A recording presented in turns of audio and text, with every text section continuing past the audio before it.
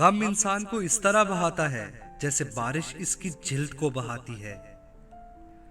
ऐसी कोई चीज नहीं जिससे जिस्म को तकलीफ हो और रूह को फायदा नहीं हो। एक होशियार औरत खजाना है और खूबसूरती एक ताकत है।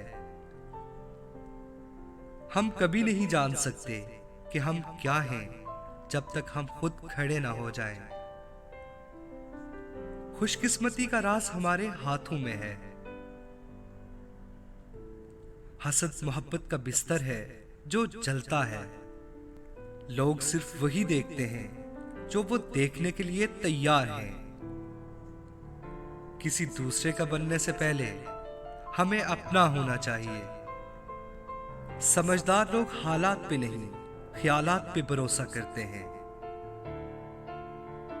आपने जिस चीज पे दिल लगाया है यकीनन वो आपकी होगी।